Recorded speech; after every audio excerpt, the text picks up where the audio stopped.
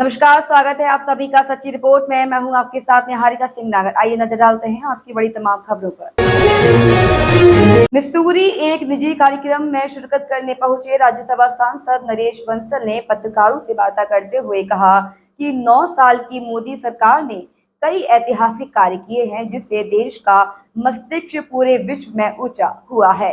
उन्होंने कहा कि चंद्रयान-3 का सफलतापूर्वक लॉन्च कर दिया गया है। उन्होंने आगे कहा कि प्रधानमंत्री नरेंद्र मोदी स्वयं हर योजना और मिशन की मॉनिटरिंग करते हैं और उससे जुड़े लोगों का समय समय पर उत्साहवर्धन भी करते हैं। उन्होंने कहा कि जब चंद्रयान-2 फेल हो गया था, तब स्वयं प्रधानमंत्री नरेंद्र मोदी इसरो पहुंचे और उन्होंने वैज्ञानिकों का उत्साहवर्धन किया और उनके मनोबल को टूटने नहीं दिया था। उन्होंने कहा कि देश की मोदी सरकार भारत के विकास को लेकर विभिन्न योजना, जिसमें मेड इन इंडिया के तहत काम कर रही है और भारत ने पिछले 9 वर्षों में से 2 गुना से लेकर 10 गुना तक तरक्की की है, जो पिछले 60 वर्षों में नहीं हो पाया है। उन्होंने कहा कि 60 साल पहले 100 करोड़ की आबादी एक एम्स अस्पताल स्थापित था और अब उत्तराखंड जैसे 1 करोड़ की आबादी वाले प्रदेश में एक एम्स स्थापित है। भारत में 2014 तक मेडिकल कॉलेज थे, पर पिछले 9 वर्षों में मोदी सरकार ने उसको 2 गुना करने का काम किया है। पूरे देश में नेशनल हाईवे 53,000 किलोमीटर बन चुके हैं। रेलवे का इलेक्ट्रिशियन कर दिया गया है। उन्होंने कहा कि मोदी सरकार द्वारा गरीब कल्याण के साथ जन कल्याण योजनाओं को लेकर जनता को लाभ पहुंचाने का काम किया जा रहा है। वहीं रक्षा के क्षेत्र में पहले भारत दूसरे देशों से हथियार इंपोर्ट करता था, परंतु अब भारत देश में निर्मित हथियारों को एक्सपोर्ट कर रहा है।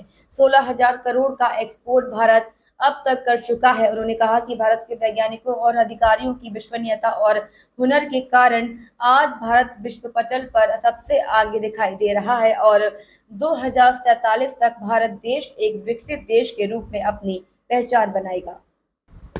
राज्यसभा सांसद नरेश बंसल ने कहा कि प्रधानमंत्री नरेंद्र मोदी के फ्रांस दौरों को ऐतिहासिक बताते हुए फ्रांस पर डिजिटल सेटलमेंट में भारत विश्व में बहुत आगे बढ़ रहा है। 86% भारत का योगदान है डिजिटल सेटलमेंट में और हर जगह पर डॉलर का वर्चस्व टूट रहा है और रूपी का वर्चस्व बढ़ रहा है। फ्रांस में भी रूपी में कारोबार करने के लिए समझौता हो रहा है। उन्होंने कहा कि फ्रांस से जल्द 26 राइफल भारत आ रहे हैं, जिससे रक्षा के क्षेत्र में भारत और मजबूत होगा। उन्होंने कहा कि मोदी जी जब पर्यावरण, आतंकवाद, जल संकट आदि के क्षेत्र में कोई बात कहते हैं तो उसको देश और विश्व कहे जनता सुनने का काम करती है और उस पर अमल करने की कोशिश करती है। उन्होंने कहा कि भारत की जीवन पद्धति के आधार पर ही संसार की सुख चैन हो सकता है।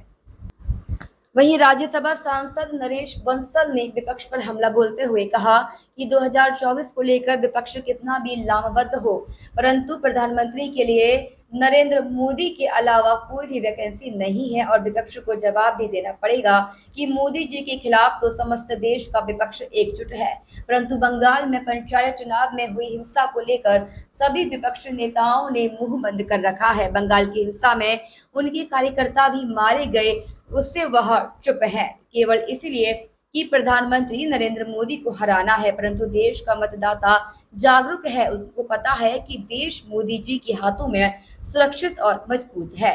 2047 में भारत विश्व का सबसे अग्रणी देश बनेगा। मोदी जी का गुरु मंत्र सबका साथ, सबका विकास, सबका विश्वास और सबका प्रयास सार्थक साबित हो रहा है। उन्होंने कहा कि जनता का समर्थन और आशीर्वाद 2024 में मोदी जी को मिलेगा और एक बार फिर केंद्र में प्रधानमंत्री नरेंद्र मोदी के नेतृत्व में भाजपा की पूर्ण बहुमत होगी। मोदी जी के नेतृत्व में पिछले 9 वर्षों में जो काम हुए हैं उनसे देश का मस्तिष्क ऊंचा हुआ है और हर क्षेत्र में हुए हैं, किसी भी क्षेत्र को गिराने। उसी में ये वैज्ञानिक क्षेत्र है जिसमें चंद्रयान-3 आज सफलतापूर्वक लॉन्च किया गया है। मोदी जी स्वयं हर चीज़ों की मॉनिटरिंग करते हैं, उनका उत्साहवर्धन भी करते हैं। आपको ध्यान होगा जब एक बार फेल हो गया था तो मोदी जी स्वयं इसरो में गए थे और वैज्ञानिकों का उन्होंने उत्साहवर्धन किया था, मनोबल टूटने नहीं दिया था। तो इस प्रकार से वो हर क्षेत्र में, डेवलपमेंट के क्षेत्र में, make in India, startup India, made in India सब हो रहा है। मुझे कल एक मिले, कहने लगे मुझे बड़ा अच्छा लगा, मैं सिडनी में भारत में बनी मेट्रो में मेड इन इंडिया मेट्रो थी जिसमें मैं बैठा। तो आज हम चाहे डिफेंस का फील्ड हो, चाहे रेलवे का फील्ड हो, एयर कनेक्टिविटी का फील्ड हो, रोड कनेक्टिविटी का फील्ड हो, हर फील्ड में व्यापक अगर आप तुलना करेंगे तो दुगने से लेकर 10 गुने तक 9 वर्षों में काम हुआ है जितना 70 वर्षों में हुआ। 60 साल तक, 2 दशक पहले तक 100 करोड़ की आबादी पर एक एम्स था। आज उत्तराखंड की 1 करोड़ की आबादी पर एक एम्स है।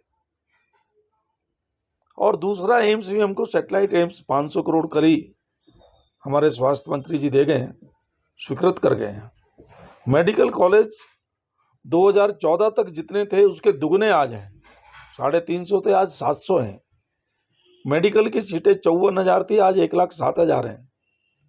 नेशनल हाईवे 53,000 किलोमीटर बना है। रेलवे का इलेक्ट्रिफिकेशन हुआ है। हर हफ्ते एक वंदे मातरम भारत वंदे मातरम एक्सप्रेस लॉन्च हो रही है। हर दिन 2 डिग्री कॉलेज खुले हैं। हर हफ्ते एक यूनिवर्सिटी खुली है। तो इस प्रकार से व्यापक गरीब कल्याण के काम वो अलग हैं जो सबको 5 लाख तक का कैशलेस इलाज है, 80 करोड़ लोगों को मुफ्त राशन है और जनधन के खाते हैं, डायरेक्ट सब्सिडी है, किसानों को 6,000 रुपये सम्मान निधि है। ये सब चीज़ें होते हुए भी कोई फील्ड ऐसा नहीं। हम पहले हर चीज़ रक्षा में इंपोर्ट करते थे, आज हम एक्सपोर्ट करने वाले 25 देशों में हैं। 16,000 करोड़ का हमने एक्सपोर्ट किया है।